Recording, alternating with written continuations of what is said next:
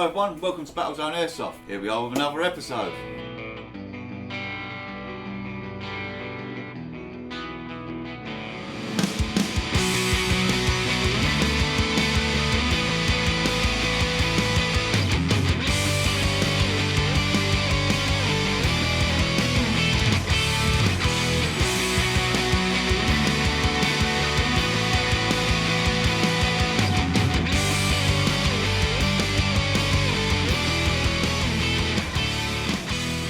Hi everyone, so we're going to have a little bit of a look at the Tippmann Recoil.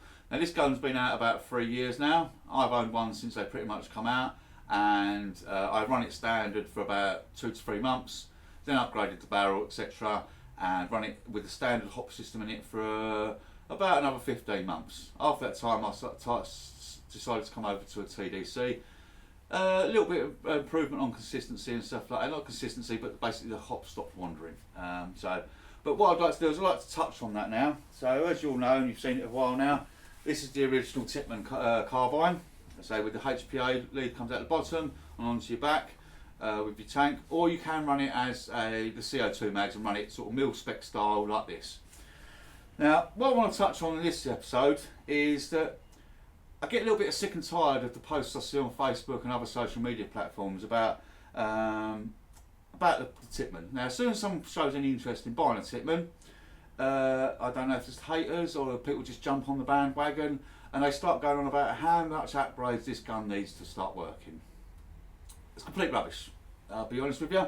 This gun works out the box and you'll easily be in sort of roughly 50 metres out the box, maybe a little bit more, maybe 55, 60 if you're lucky. Now, admittedly, out the box, the gun is full of oil. What we do is when you purchase one from us, we will downgrade it to around sort of 330, 340-ish. Now, when they're fresh out the box, you will get a lot of oil inside. We try to remove as much as we possibly can, but it's within the system. So the best way to get the oil out of the system is to go and use it. Now, you'll find that it will take maybe something between say 2,000 to 4,000 rounds. The average is around sort of 3,000 rounds. What we advise is go and use it for your game day. Ignore the first game day, just get some rounds through it. Normally on your second game day, that's when the gun comes into its own and it'll actually liven up quite well. So just bear with it when you first get it. Once they settle down, everything settles down and the oil moves through the system, your airline settles down, everything like that, and the regulator sort of beds in and all that sort of settles. Once the gun actually becomes more usable, you're getting anything from say maybe a 5 to 8 fluctuation in FPS, which you'd expect off any sort of AEG, anything like that. It may peak out at about 10.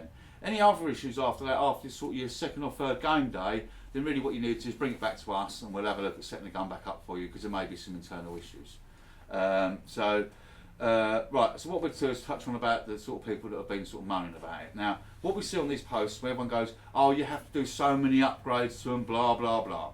Now, all I've done to my Tippmann, been running it 3 years now, is I have Prometheus 603 barrel in there. I run a G&G green hop-up bucking. Admittedly, I've been playing with the maple leaves just lately to try and see if they're any better, but I've actually gone back to a G&G at the moment, G&G green. And yes, I run a TDC. Now, I run 2 different TDCs in my guns. I do run the Tony Taff Reynolds one, and I also run the Incentive Designs one. Over the two, I think there's pretty much on par, but I get a little bit more consistency out of the Incentive Designs one.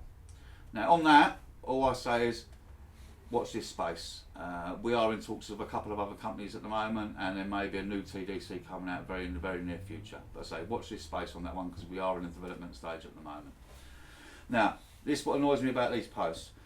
Everyone goes on about you've got to do so much to do it to get the gun working consistently. I don't see that replacing in a barrel and replacing the hop rubber and maybe the hop system, as in a TDC, as major upgrades. That is just 3 items. So let's look at what you'd have to do to an AEG. Now most people, when they go and buy an AEG and they want to look to upgrade it, what they go and do is they go and put an upgraded barrel in there, they'll change the hop unit, maybe just the bucking, and then you'll start looking at the gearbox. You'll start looking at pistons, gears, angle of engagement, short stroke in your gears, short stroke in your piston, higher springs. So all these upgrades all add up in cost. So I don't see where so many people moan about this system when all you've got to do is go and use it, bed it in, and you don't have to put an upgraded barrel in it if you don't want to. It just gives you a little bit more range and accuracy. Like I say, my current system, the way it's set up at the moment, yes, I'm hitting sort of 60, 65 on an average day. On a good day, wind behind me, yeah, I might hit 70, 75. All I know is one of these like sure shot guns. I pull it out, I point the gun at someone, I pull the trigger, I shoot them. Hit the target, that's it. And that's what I require in airsoft. So it does get a little bit on my nerves when I hear people that go, oh yes, you've got to do so much to this system. No, you haven't got to do so much. Just get out there, use it and upgrade it slightly. It's a very, very good system, very, very robust. And if you like to, you can even go for a swim with it because it doesn't actually use any power at all, no batteries, a completely mechanical system.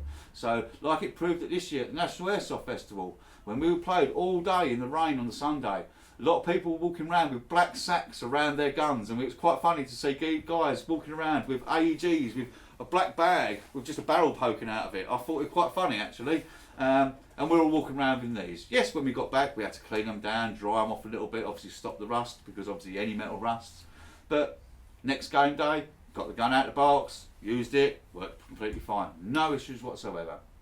So, yeah, very, very good system. If you're looking for HPA, very adjustable, and if you love recoil, this is one of the most powerful recoil guns you'll get on the market.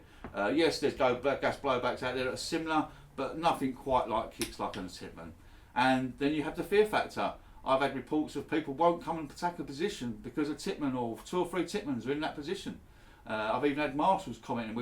I've had 4 or 5 guys defending a position. We've had marshals come up to us afterwards going, there's no way I'd be attacking that position. The noise that was coming out of that bunker or whatever it may be. They're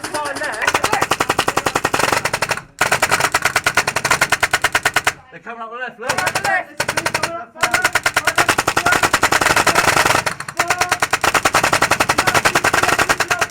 So, don't let the haters or the people out there that don't really know what they're talking about put you off this system. Like I say, I've got a customer that is running serial number 197. That's 197. We're on now serial numbers. We are floating around serial numbers, sort of around, in this country we're around about sort of the 12,000 mark. I know in America and Europe they're up to around 14,000. That's 14,000 units of one gun. Now that's saying something. If there's that many out there, the system can't be that bad, can it, really? So yeah, if you need any advice about a Tippmann, all I say is either go and talk to somebody that uses one, or maybe talk to your local dealer or your local shop that actually knows about the Tippmann system. Okay, any advice, give us a call, send us an email, and we're happy to help out. Okay, said a moment ago, we have one of our customers that has a serial number 197. Now, this guy has run it completely standard for the last 3 or 4 years, not done a single thing to it. Now he's only ever had an inconsistency of 2 FPS. I don't know why, I don't know how, his gun has always worked. Yes, he's been offered upgrades along the way when Tippmann have done upgrades. Well, it is on the early serial numbers when a slight change happened, they would offer to do the upgrade for free. Steve never took up that offer, he left it standard as it is. Now, he's brought the gun in a couple of times for me to service for him, bring it in, we change the O-rings, grease it all back up, make sure it's all working fine, give it back to him. He carries on enjoying it, still running around with his 2 FPS fluctuation. Now, it was about 2-3 months ago, he popped in and he finally I'll get that word out again.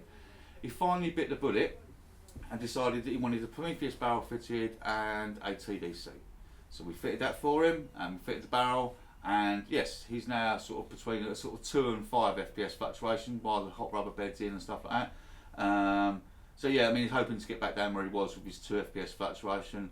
But he has mentioned that he's got increased range now, a little bit better accuracy. So again, it does prove a slightly upgraded barrel and a hot rubber, maybe of the hot TDC, will help issues out. But like I say, the guy has run it for sort of 3 years, approaching 4 years now, standard.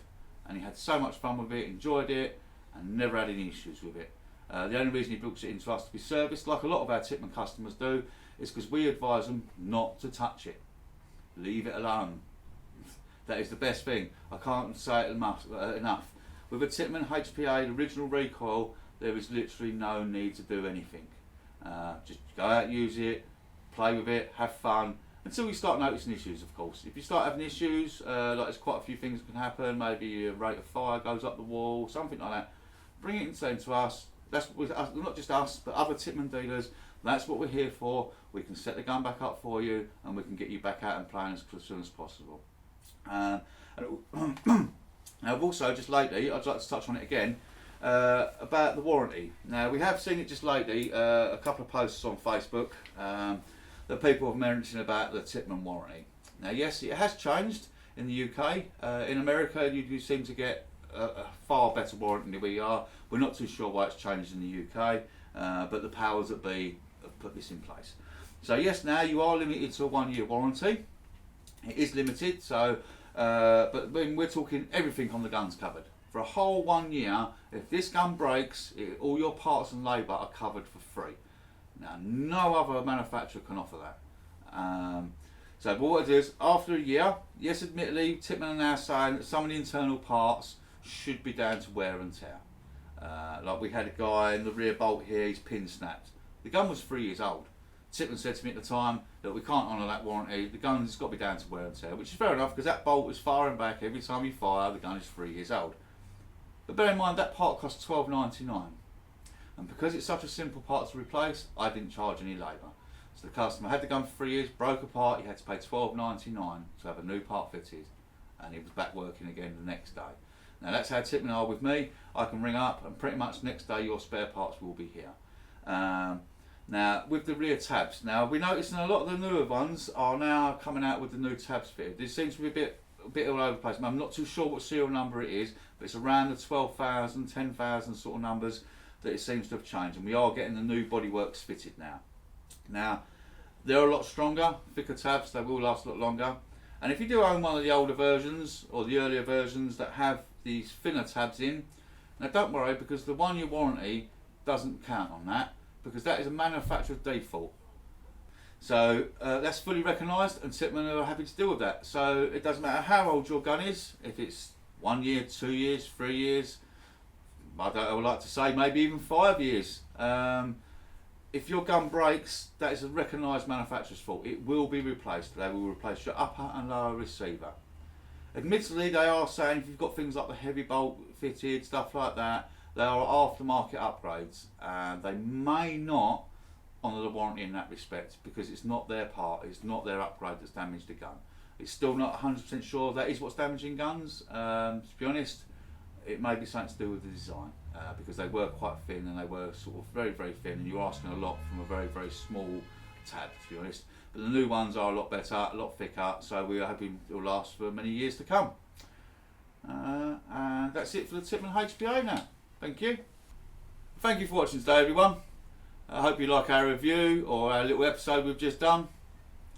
Don't forget, any updates we have will be on our YouTube channel, Facebook, Instagram and Twitter. Also, don't forget to check out our other team pages, like one of the local teams we work with is Team Sasquatch. Also, we have our own team, the B team. You'll see some of our videos, but this will mainly be posted onto the Battlezone page because we as of yet don't have our own team page, but we may work on that. Okay, thank you for watching. Have a great day.